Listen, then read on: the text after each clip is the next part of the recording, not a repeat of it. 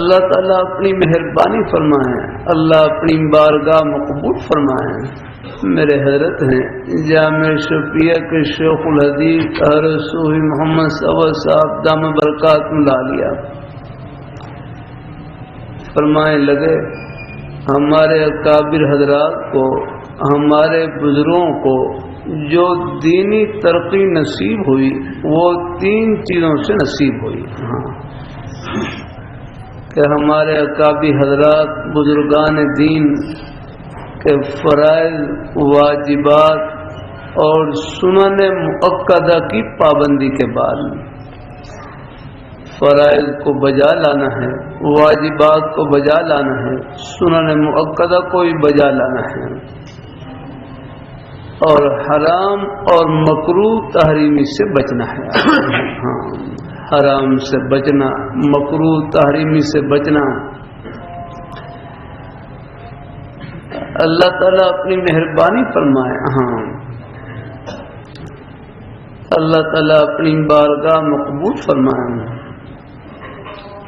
کہ ہمارے اکابر حضرات فرائض، واجبات اور سنن مؤکدہ کی پابندی کے بعد، حرام اور مکروہ تحریمی سے بچنے کے بعد جو ان کو دینی ترقی نصیب ہوئی وہ 3 چیزوں سے نصیب ہوئی،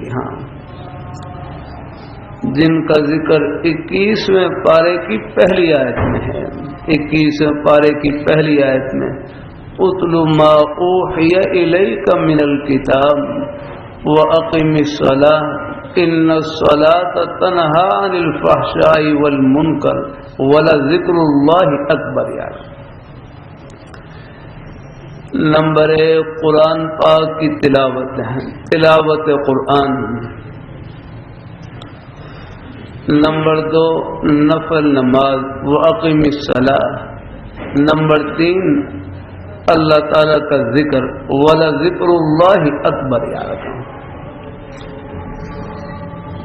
نمبر 1 قرآن پاک کی تلاوت۔